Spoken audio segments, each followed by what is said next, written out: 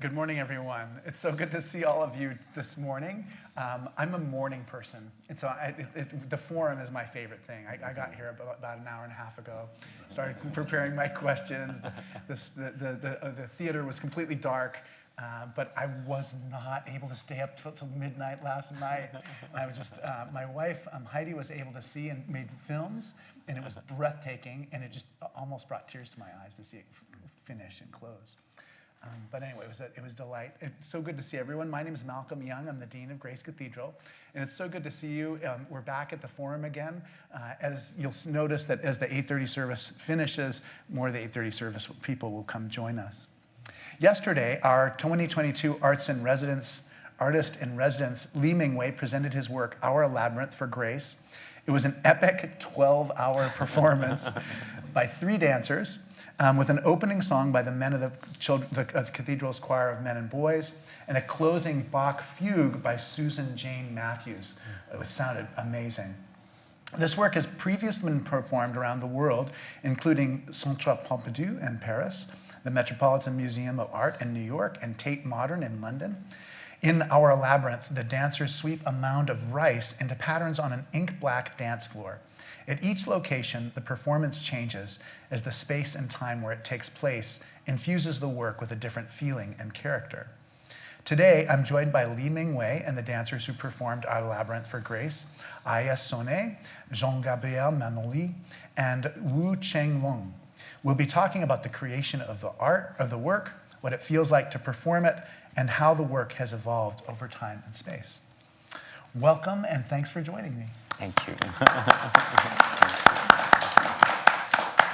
Mingwei, I wonder, just there may be few people who are watching either online or here this morning who haven't heard you just give a brief introduction of your background and your work, just to help set the context. Yes, thank you, Malcolm. Well, first of all, it's great to be back in the Bay Area because this is very much a coming home for me. So I'm originally from Taiwan.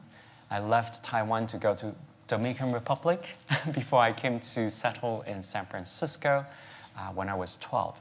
So I went to a boarding school, a Catholic boarding school in Portola Valley called Woodside Priory. And then from there, I went to East Coast graduate school and then now live between Paris and New York. And I was telling Malcolm and Heidi earlier that when I was in high school, one of the most beautiful memory around the Christmas time was Father Christopher taking us to come and gawk at your decoration. And you can just imagine all the high school boys going, oh, like this. And then after that, we'll go to Chinatown and have a fabulous Chinese dinner. Right, we went past the restaurant the other day. We were in the car and you said, that's the same place, yes, same everything. Yes, and I didn't tell you this, Malcolm. So a few days ago when the dancers arrived, I took them back to that restaurant. It's called Yue Li. And they still have exactly the same menu. And what was really, really moving was that the son now is a chef. And he doesn't remember me, of course, but he remembers the dishes that his father cooked for the customers. And I say, do you still have those dishes? And that's when I realized the menu is exactly the same. So we ordered some of the same menu, and the taste was very, very similar. So I'm very happy to be back. Yes, like really bring back those childhood memories. Yes, yeah, after 40 years. I was hoping that they were going to say, oh, Mingwei, we're so glad to see you again. And free lunch. Free lunch. No. We'll put you at your old table. Yeah. And so your artistic journey was a little bit through textiles and weaving, yes, and then into a kind of performance art that rather than being upsetting or confrontational, actually is connecting and humanizing. Yes, yeah, because I went to California College of Arts and Craft. At the time we had craft in the name of the school. I was in the textile department. So I was a weaver for many years. A lot of people still ask me if I am a textile artist. I say, deep down inside, I am still a textile artist because I weave a human connection, work with human history and story. So yes, I'm still a textile artist in that way. Yeah, that's great. I wonder maybe if the dancers, if you might, each of you introduce yourself just to us. We've seen you in such a wonderful place upstairs in the cathedral, but we'd love to know a little bit more about where you came from and your form of dance. Hi, my name is Jean-Gabriel Manolis, and I'm a Paris-based dancer performer. I'm not graduated, but I was trained mainly in Butoh, which is a contemporary art form between dance and theater. And I encountered Lee Mingwei's work in 2017 in Paris for Our Labyrinth, and I performed several times this piece since. My name is Aya. I'm originally from Japan, but I'm based in Munich, Germany. I studied classical ballet, and I came to Germany as a classical ballet dancer.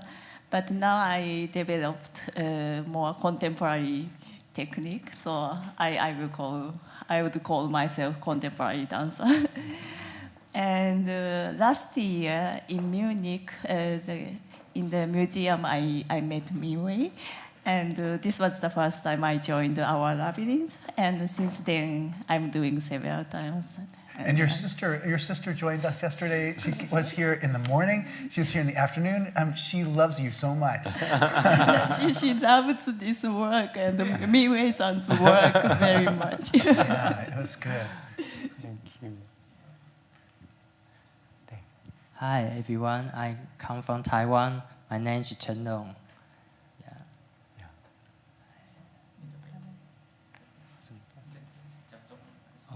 我以前是学习打鼓的，然后以前在表演艺术里面有一些中国的武术跟太极的经验。Okay, I'm going to translate for Chen-Long. So I used to learn drum or Tai Chi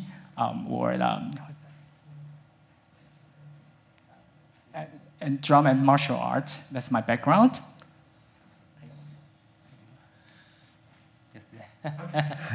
Sorry. Yeah. So Cheng-Long is one of the original dancer for Our Labyrinth when this work was commissioned for my service show at the Taipei Fine Art Museum in 2015. So he's the oldest member, although he does look very young. Thank you. Senior member. Oh, sorry. Thank you. Senior member. Very, very good. Thank you, Malcolm. I wonder, you have the microphone. Maybe you can tell us a little bit about your childhood memories of dance. What did dance mean to you when you were a young boy, when you were a child?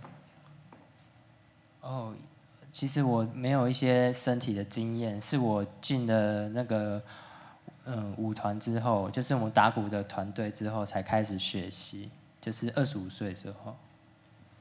I was not originally trained by a dancer, and I think it's when I was 25 years old, I joined the youth dance group, which is a drum performance group. So that's how I learned my physical training, in a way, as a dancer. Yeah. Thank you. How about you, Aya? What are your first memories of dancing as a child? I'm dancing all my life. I took my very first ballet class on my 4th birthday. 4th? Yes. Oh. So every time a birthday comes, and it's kind of an anniversary for me. Yes. And you began in ballet, and maybe you can tell us about how your work as a dancer evolved over time, as you did different kinds of dancing. Until I came to Germany, I was really into ballet, classical ballet. But then I found, because in Japan, I didn't have so much chance to do other things, other dance.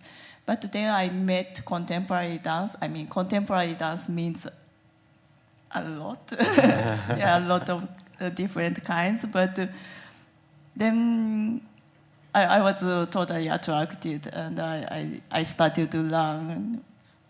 Was it hard to adjust from doing the ballet dancing that you did as a child to doing the kind of dancing that you do that's contemporary as an adult?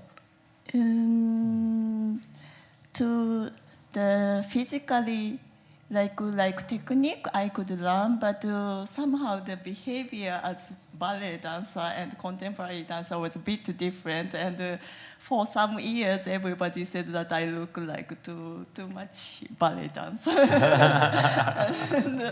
And, to find the, I don't know, maybe still I'm like. Sometimes look like ballet dancer, sometimes contemporary dancer, but I'm hoping that I can have both qualities and I can use according to the occasion would be nice. Yeah, well, each of you have a very different style, and for those of us who've watched you in the Tate here, maybe of people in other places too, it's refreshing and beautiful that you don't do it the same way. Those slight differences are part of what makes it even more beautiful. It's individual to you. Yeah. It's, sorry, let me just, I think one of the, like you say, one of the most moving thing to work with these extremely talented artists is that they're so unique. And I really treasure the uniqueness and what they bring into this work. It makes work much richer than I could ever imagine. So I was talking to them, and one of them told me this is one of the most difficult dance that they have ever done. And the reason is because usually a choreographer will give the piece to the artist, and the artist will do it what he or she wants, usually, according to the music and the movement. But here, all I say to you is two things. One is to move very slowly, and the other one is to listen to the rice. So that really exposes you to a complete, I mean, you just have to be completely open and very raw. And in a way, probably quite different from the previous instruction and experience. Yeah? Do you want to say something about that? Yes, indeed. It's not a choreographed piece. It's all improvisation. And it's not a piece about the dancer itself, the movement, but more about the piece as an entity, as a system. And the rice, the broom, the audience have their own place in this work. So it's, I mean, I was trained as a Butoh dancer, so it's much more about improvisation than choreography. So, but still, just to listen to the rice, it opens such a vastness. And of course, it's called Our Labyrinth for a reason, because we have to also unfold our own labyrinths. And performing the piece, you are very confronted to your inner labyrinths, definitely. Could you talk a little bit more about Butoh dancing and just what attracted you to that form of dance? Well, so I started to dance quite late because I was first trained as an agriculture engineer. So, yeah, completely different. And dancing with rice. And dancing with rice. Makes sense. So I started with contemporary dance, actually, but it felt a bit that something was missing. And randomly, I discovered a Butoh video, and I thought, this is what I have to do. So I just went for it, and yeah, was trained then as a Butoh dancer. So it's a form that is really between theater and dance, but usually, not always, but it's quite slow. So it made sense then to encounter Mingwei's work, also because he was looking not only but also for a Butoh dancer, because of the behavior of the body. Especially in Western civilization, we tend to have very outward movements. And what I think Mingwei was looking for was something more centered, more grounded. And Butoh dancer usually has this quality. And just to come back to the childhood memory, I just had body movement class, I think, when I was a kid. And I just have this very vivid memory of an exercise or practice.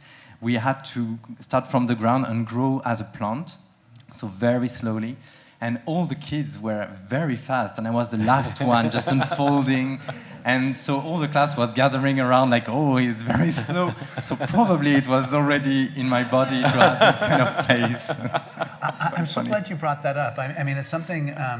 The technology that we've grown up with has an effect on the art that we do and how we carry our bodies. In Hawaii, the people who grew up on Maui it was very remote, and they didn't know what people were doing around the world. And then when YouTube came into being, the surfers who were on Maui saw what everybody else in the world was doing, and they have the best place to surf. They learn from all those places, and there was just this resurgence where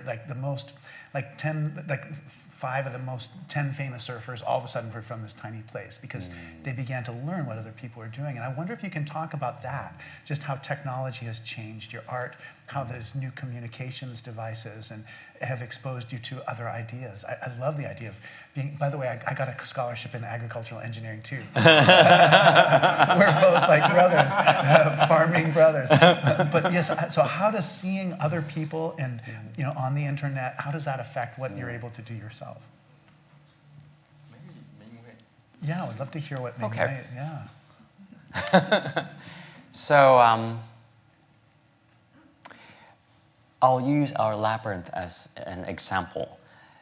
When during the COVID, so the curator at the Met say, Mingwei, can we bring Our Labyrinth to the Met? The circumstances will be very different because no one can come to the Met, no one can be there except you and the dancer.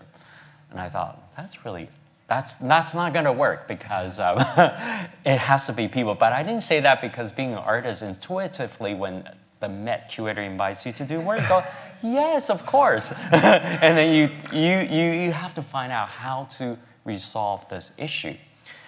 So very quickly, I told the curator Lee Moore to say, I'm very excited about that. Could we work with a local group so I don't need to do audition? So there's less contact there. So I'm trying to limit the contact. Very quickly, she said, can we work with Bill? And I said, which Bill? Well, Bill T. Jones. And I thought, oh my goodness, he is my God. Right. Do I have I'm not worthy. Exactly, I'm not worthy. It's like, whoa. So I was very lucky and honored to collaborate with Bill and his company. So when we did it at the Met, it wasn't like here, real time. We had a team of 25 people doing filming with 5 cameras in situ, and 3 different days, 3 different galleries. And each of the gallery has 4 hours of spend of time. A dancer takes on an hour and a half, another an hour and a half, another an hour. And then there is a slight difference in the Met version is that there is a sound artist that's doing impromptu sound, either with his or her voice or an instrument throughout the 4 hours. So it really is a duet between the sound artist and the dancers and the artwork in the gallery. So the dancer, Yiling, told me when she was dancing in the atrium, which at that time had the gigantic statue of Athena and the pharaoh at the other end, right, from Egypt. She said, when I walked into that gallery, I feel I am a part of these sculpture from 5,000 years ago. And so she really just danced from these gods and for the people that she imagined that lived many, many thousands of years ago. And that really elevated her in a very different way. And I wonder if I think it would be interesting to hear also, for example, what was the difference or the similarity for you as a dancer who performed in different places? For example, the last 3 months ago, we all did this piece at the Tate Modern, which was in the Turbine Hall. Quite different from a spiritual place like this, right? So I think it would be quite interesting. That was one of my questions too. Right? I would love to hear I stole your question. No, it's a shared question. But I would love to hear what you say about different places you've been. Yes. Yeah. Well, each time we perform, it seems like a new work because the audience is different, the cultural background of the country we perform in is different, so we connect to the place, to the buildings we're performing in, and to the audience in different ways. And just comparing Tate and Grace Cathedral, Tate was this gigantic hallway. Actually, it was like, it's considered as a street, so people would just go by. It's nothing to compare to such a dedicated place like Great Cathedral. And also the size of the pool of ink, so this area we are performing in, it was quite different. At Tate Modern it was very, very big, and there were actually 2 dancers at the same time. And performing here, it felt very intimate to me. I could really feel the audience being very with us and not just passing by. And the round shape makes it also very sacred somehow. With the candles, it was a very, very different performance yesterday compared to all the times.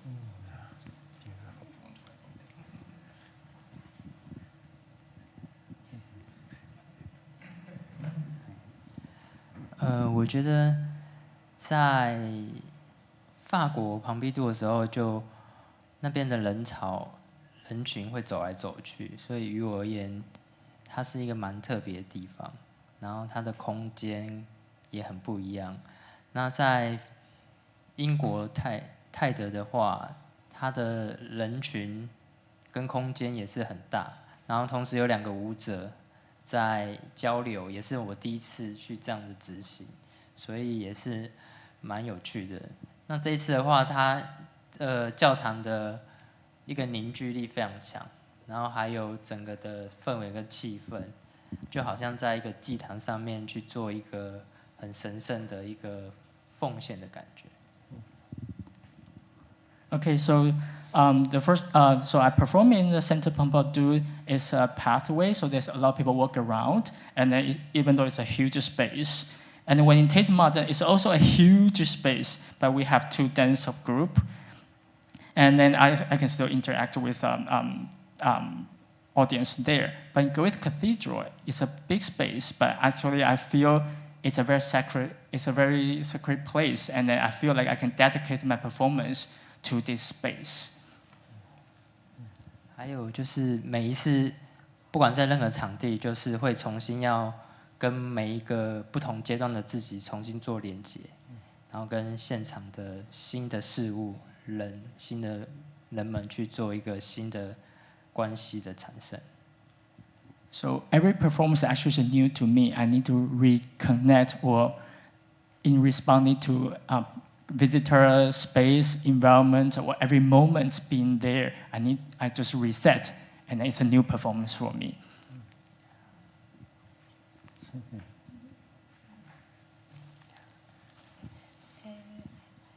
If I could say something about yesterday, because I did the opening yesterday with choir, so it was just dreamy, so nice, because normally we don't have any music, so it was very special.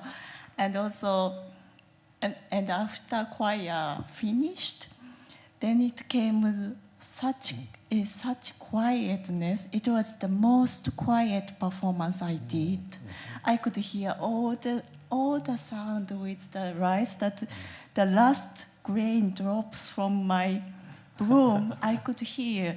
And also to watch the other dancers perform, it was very special for me. Yeah. That was one of the things that John pointed out to me yesterday.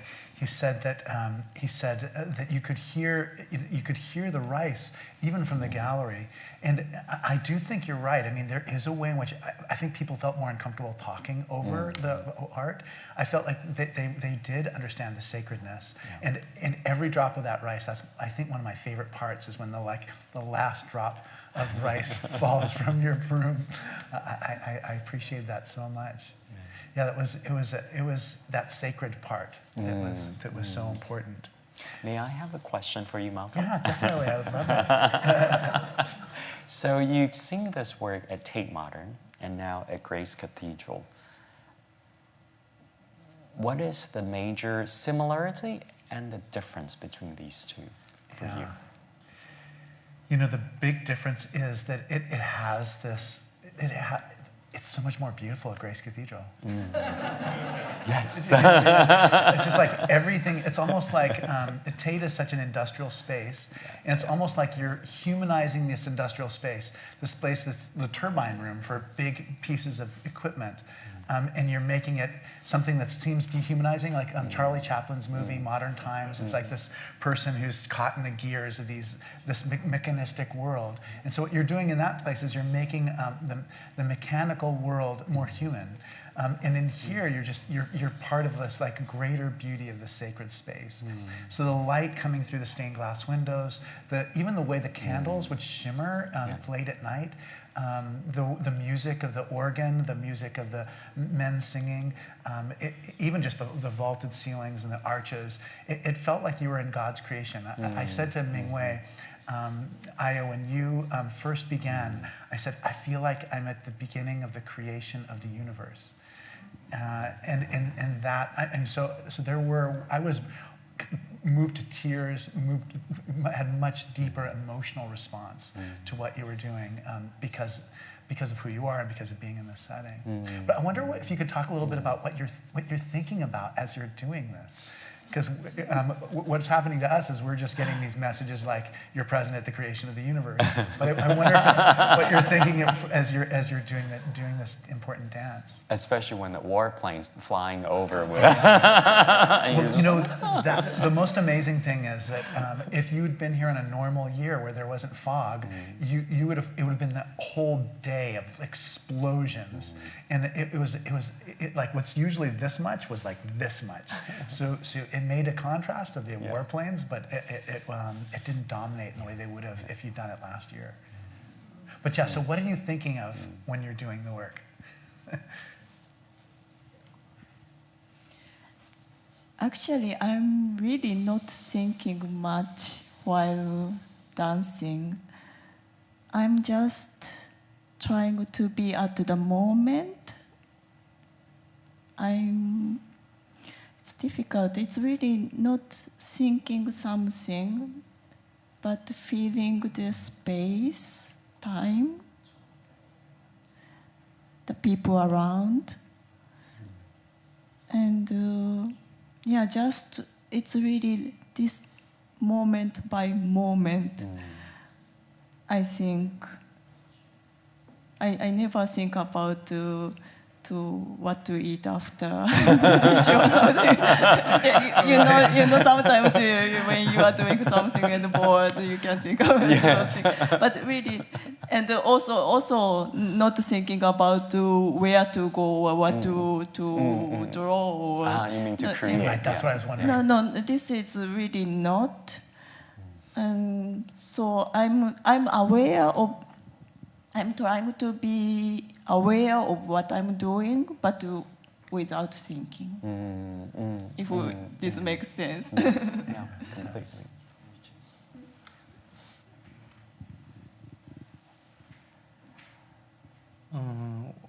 我们舞者有讨论过，就是从走路开始，从房间出来到表演场地这一段很缓慢的走路，对我们来说是一种整理自己的过程。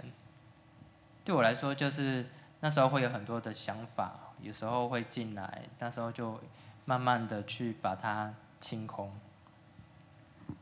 Okay, so dancers, we have been talking about that from leaving the green room to the ingot pool. That path that we have been, there's a lot of thought during walking, but we're trying to calming down and get ourselves ready to begin to perform. 然后开始站在进入的场地的那个位置的时候，就很神奇。每次一走进去之后，那些东西就会慢慢的消融掉。So it's magical that when I arrive the handing over point, these thoughts just disappeared, and I think I'm ready to perform. 然后在表演过程中，当然还有一定会，我觉得一定会很多的想法，想做或不做。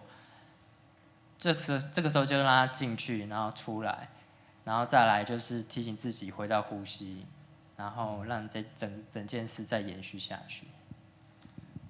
Of course, during the performance, there are some thoughts just in and out. Sometimes I was thinking what to do or what not to do, but I just accept all this coming in and out and go back to my breath, breathe, and then just continuous performing.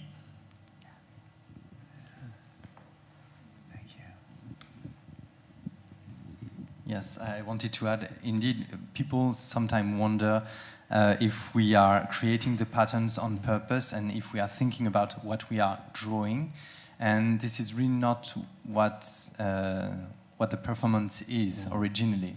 So, of course, it depends on dancers, so I will not speak on behalf of everybody, but mainly it's not about what you create, but being guided by the rise. And it's very interesting. For me, it's like entering a meditative state where you are very aware of your thoughts, of your movement, because it's still a performance. It's not like something you do on your own.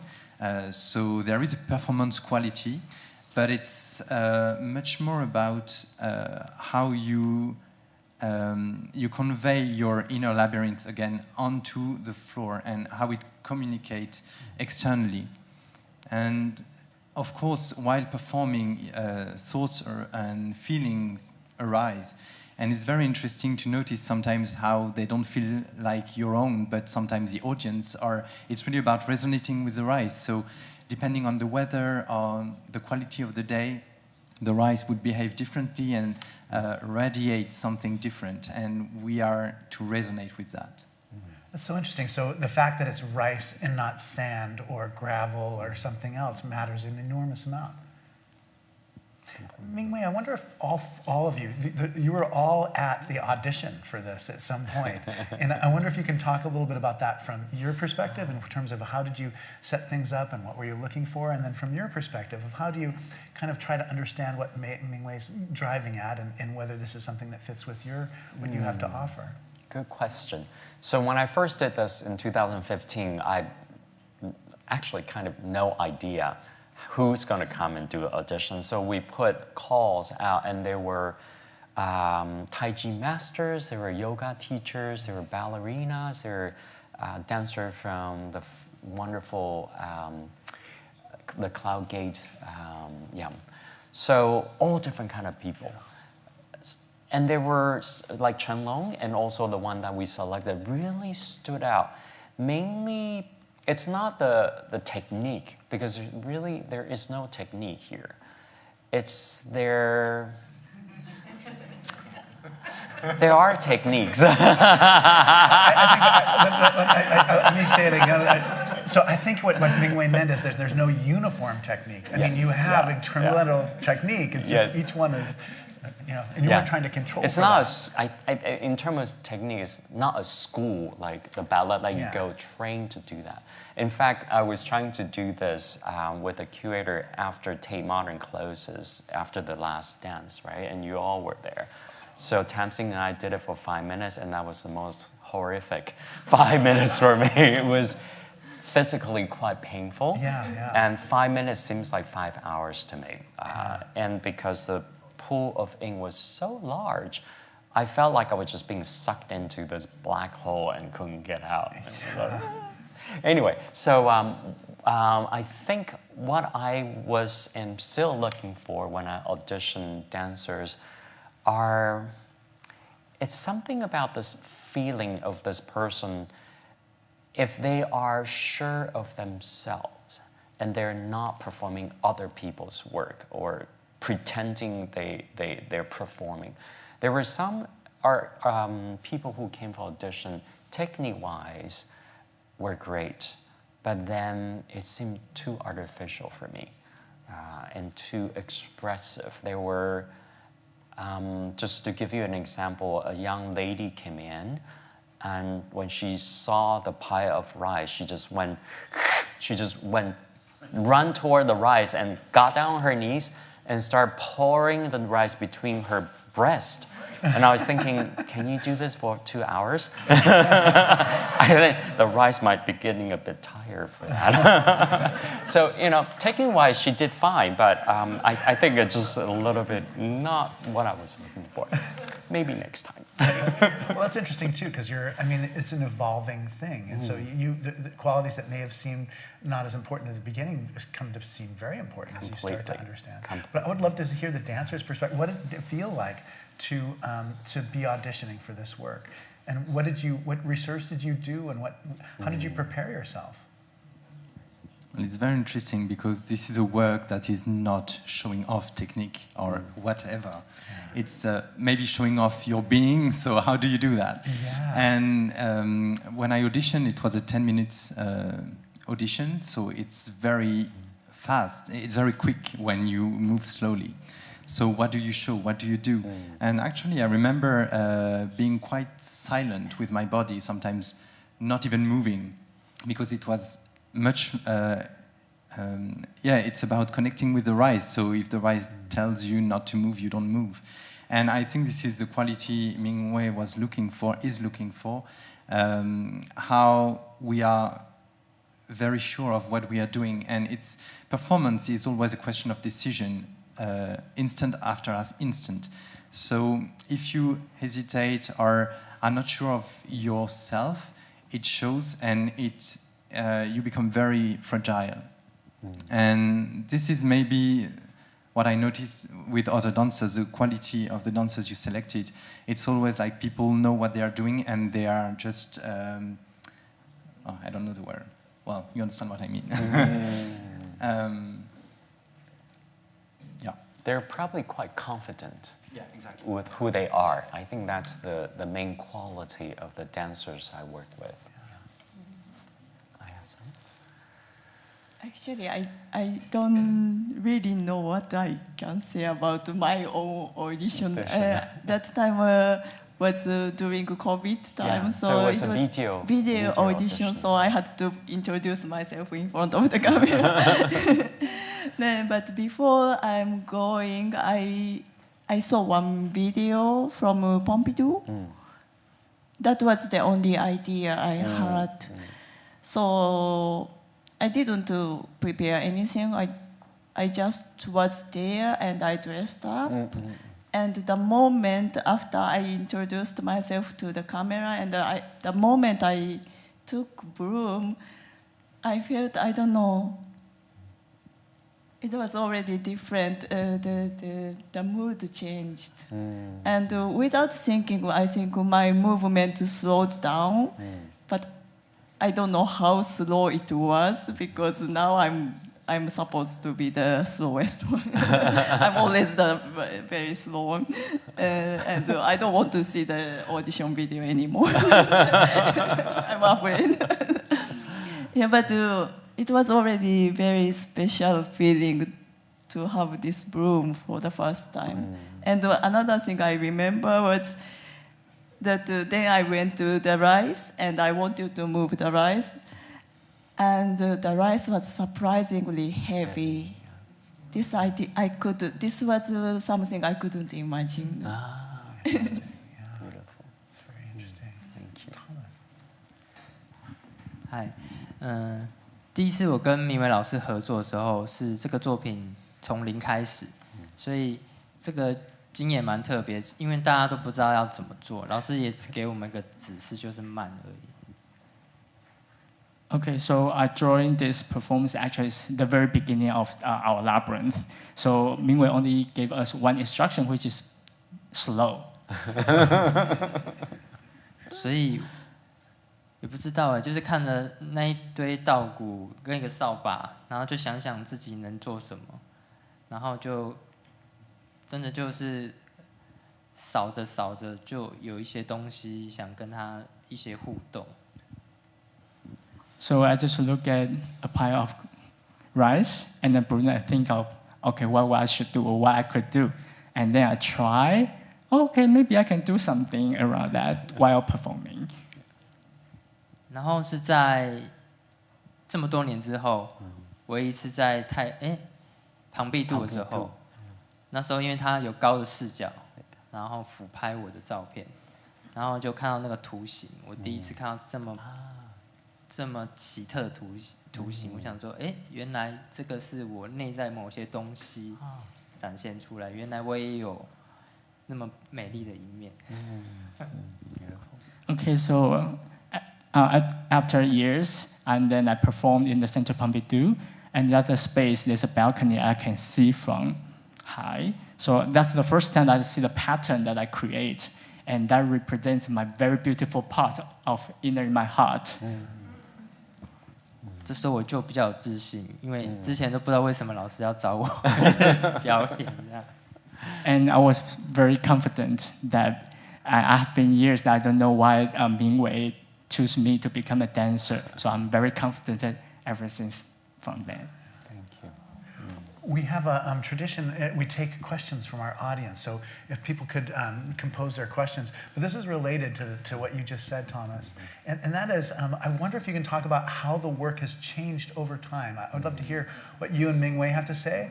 And I think that I could imagine this work being performed 50 years from now, and how will it change over those years?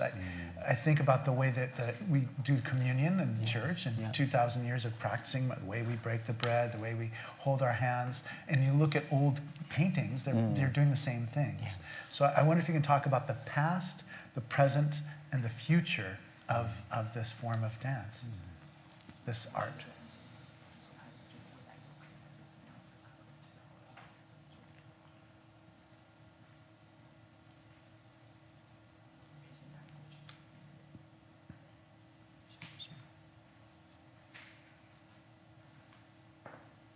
我觉得就是之前的经验，告诉我就是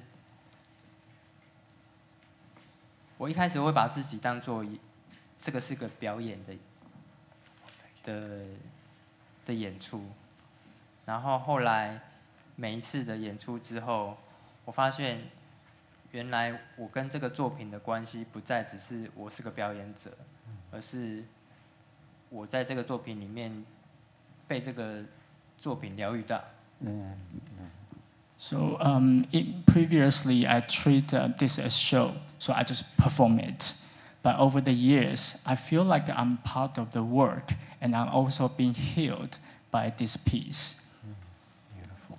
所以在泰德的时候，艺林也跟我说过，我们有个舞者也叫艺林，然后他也跟我说到后面，他觉得这个东西有疗愈到他，所以于我而言，我觉得每个舞者都会经历到，一开始我们会想要展现技术，或想做些什么，或能够做些什么，但后面其实要回归到自己，是对于自己跟这个作品本身的一个态度。So I was discussing another dancer who performed in Tate at that time, and then we also think that when we perform, we try, at the very beginning we thought we are going to show our skills or what we can do on the stage. But in the end, we found that we have to come back to our own, being ourselves, and just being very focused at that moment, and then that the work helped me as well as that responding to the work itself.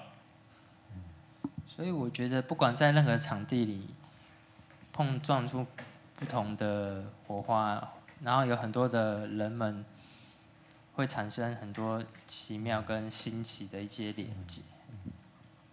So there's a lot of possibilities, different places or different moments or different visitors there, and then there was always been very different version of the performance for him. 所以到后面发现，原来我们做的这些东西也影响到一些观众，他们给我们回馈，然后也发现说，哎，原来我也有能力去疗愈到其他人。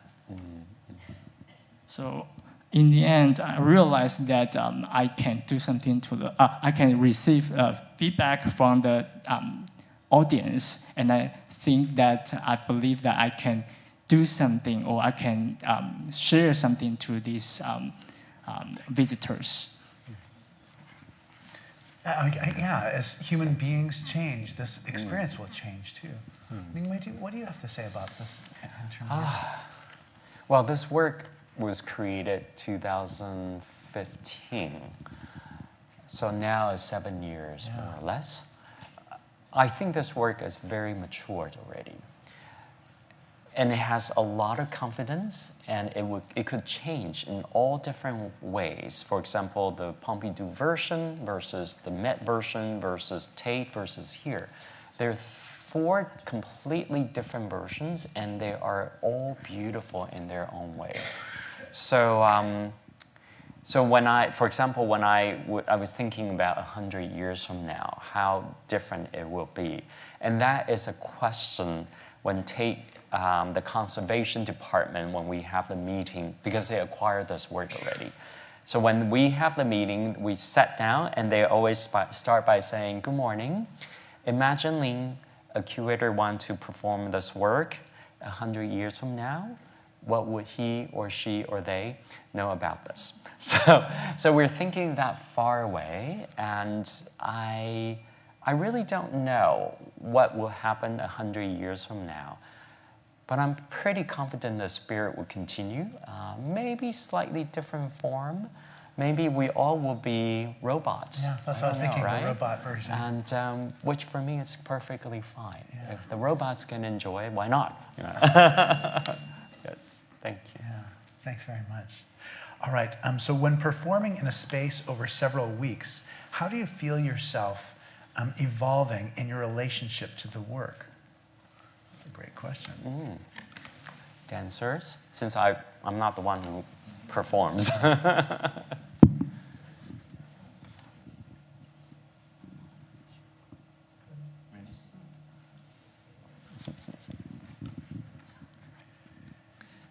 Even a one-shot performance like yesterday, even though we performed 3 times, you already build a connection, a very strong connection to the work, to the space, and to the work throughout the years. But each time is a renewal, as Cheng-Lung said. We always encounter the work as if it were absolutely new. Otherwise, you just go into your habits and you don't open your heart, your body, your mind to what's around. And it's not only the space that changes, but also, as I said, the weather, the feeling of the day, the audience. All these parameters are actually part of the performance. So it's not like there's not it evolves, but you never know towards which direction. It's just always changing, I would say. Thank you. Please describe the broom design, materials, manufacture, and symbolism. And this is also a thank you for this experience of art and the appreciation of movement. Okay, I'll answer that. The broom is actually relatively simple. We first encountered this in a store that sells Vietnamese handmade broom in Taipei. And then once we got it, we realized it was too short. So there was this piece at the end that we basically put something in there to extend it. The shape of the broom is this traditional shape called the wing of a crane. So you can see it's like that. It's very beautiful. And Jiaqi, a few days ago, just showed me that we found an older gentleman in Taiwan that hand makes this in Tainan. So when we go back to Taiwan, we'll go to visit this gentleman and commission him to make probably, how many Tates ones? 200? Anyway, so for the robots. Anyway, but yes, we are very lucky that we can find someone who makes this by hand in Taiwan. Did you bring the rice with you from? The rice was from Trader Joe's. So. Okay, good. And then the surface of the ink spot. Yes, the surface is this dance floor that is from a company called Harlequin that makes this dance floor around the world, and it was the same thing at Tate Modern everywhere. So we bought, it comes in big strips, so we put it down. And we cut the shape to fit the labyrinth because I think it's very important to keep the memory of the original labyrinth up there. So if you look closely, the crown is exposed. Right. And then because the surface of this material is very sensitive, so it picks up the pattern underneath it, even if it's just a little indentation. So during certain light, you see the pattern of the original labyrinth. Right, it's like that. Just a little bit. It's so beautiful. And since that labyrinth came from Chartres, I was telling Heidi that my biggest wish is to bring this work back to Chartres and perform there. Could you tell, I like Aya's dress, the pink in that color was so beautiful. Maybe you can talk a little bit about the clothes that everyone wore. Yes, the dress that they have is what I call sarong, and the material is made from Japanese kimono fabric. So the pink one, so we actually have 5, 6, or 7 pieces for the dancer to choose which one they want to wear. And you chosen that pink one, yeah? I thought that I'd mentioned, that's my favorite color. Yes. And so I thought that you mentioned that. It's very beautiful. Yeah. It's very beautiful, yeah. That's great. All right, for the dancers, how do you manage time during the performance?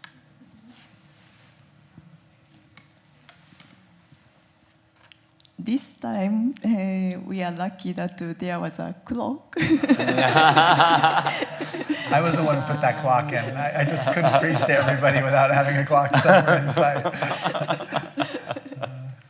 But actually, it was difficult to look up to check the time during the performance because mostly, not always, but mostly I'm looking at the rise. So I'm not looking too much up.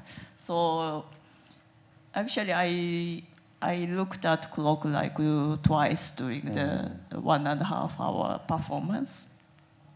But I also have experience in a place that we didn't have clock. And somehow after several performances, we start to have inner clock. And it's related to the space, how big it is, and how much rice we have. So spreading the rice and in the space, spreading the rice in the space, and somehow we know more or less the time to start wrapping up. And this mostly worked, mostly. And thanks to Rebecca, because we talked about when to ring the bell, the cathedral bell. So this time we decided to ring at a certain time. So when the dancer hears the 7 bells, they know they have 10 minutes to close the rise. And that also signals the next dancer to start walking toward the pool of ink. That worked, I think, okay, yeah? It seemed like it was perfect. I mean, just the timing seemed like it was perfect. I think I said this to Mingwei after the Tate show. There's a spreading out of the rice, the creation, and there's the gathering in again. And there's moments when the pattern's so beautiful, I just like, please just leave it. Don't bring it all in again. So here's another question from our audience. The experience the performers describe reminds me of being mindful while meditating, then carrying this mindfulness into daily life. Has this performance impacted your daily life? It's a great question. Cheng-Lung.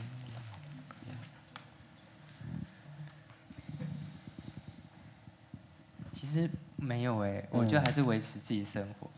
但是每次接到要演出的时候，我就开始想说，哇，是要多运动，让自己的机能至少身体的健康跟状态要提升。然后就是还是要锻炼一下，维持一下体态。I don't really do like a meditation every day, and just keep it normal. But whenever I know, okay, I'm going to perform like a couple months later, I just stay healthy and exercise and then prepare myself for the show. 因为我们表演很多年了，其实对我们来讲有一个开关，就是可能在某些时刻我们一开，就会进入状态。然后最重要是还是要熟悉整个场地，要看感受，还有人，然后还有就是排练，这个非常重要。借由排练去把这个东西抓回来。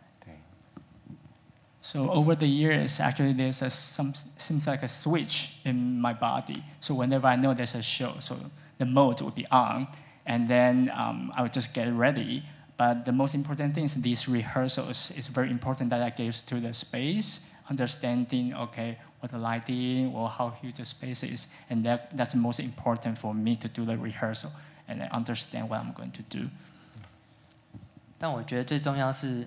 我们之前有训练过这些东西，有累积很大量的基本功，不管是静坐啊，或是借由持续不断的练习，然后练习那个专注力，这个都是累积出来，才有办法把那个开关这样子切换。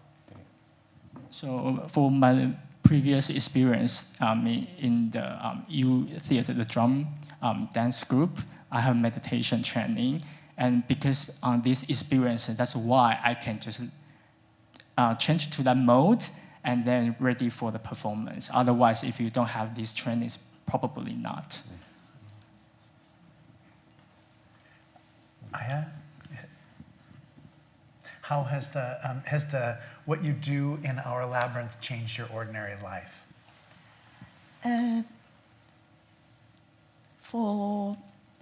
During the performance, we are projecting our inner world on the floor with rice. But at the same time, doing the performance, because during the performance, sometimes many things happen, like kids running towards the rice, or somebody accidentally step on the rice, or many things happened. But we have to go on, and we have to deal with it. And somehow doing this performance made me much more aware of many things. So I'm aware of how I react or what I feel. And this has changed my private life also. I'm learning a lot from doing this performance, that how I deal with the things, or and then I'm taking it back to my private life, I feel. Thank you. Yes, I just wanted to add, I don't practice sitting meditation, but I was already looking for how every action can be done in a meditative state. And to me, this is something that is related to this work. It's very interesting to hear people, after seeing the show, saying, oh, this is something I want to try at home with a broom, and even sweeping my house, like actually cleaning the house. I can do it with that pace and create something else. It's not like it's not a chore. It becomes a meditation, and I think this is the work strengthened that quality of life in my daily life. Yeah, thank you. I have so many questions for you, but we're out of time. And one of the questions I wanted to ask, but I'm just going to tell it to you, and maybe you can think about it, is when you talk about this as a ritual, it affects how I do ritual myself. And so even today, I mean, there is a way in which I'll be inviting the presence of the Spirit into the work of the religious ritual that will take place immediately after our conversation upstairs today. But it is because of your reflections on what you're experiencing in your ritual that it is affecting how I'm trying to perfect my own ritual. So thank you very much. It's like this could be a completely life-changing experience for me, because that ritual is a ritual I practice every day, and to have that be changed in any way is a huge change in my life. But we're very grateful for you all coming today. Thank you, Malcolm. Yeah. Thank you. All right. We have just some quick announcements. Oh, thank you. Well, next week at the forum, Toby Keller, one of our trustees, will be talking to former Judge Ladoris Cordell about her new book, Her Honor, My Life on the Bench, What Works, What's Broken, and How to Change It. You're very welcome to join us at the 11 o'clock choral Eucharist in the Cathedral. And we rely on your support for the forum. Gifts of any size make a difference. You can place a gift in the donation box in the back, or you can give online at gracecathedral.org or by texting THINK, T-H-I-N-K, to 76278. And thank you very much, Mingwei, Aya, Jean-Gabriel, Jean-Lung. Thank you all for joining us today. What a gift it was to have you here in the forum. Thank you.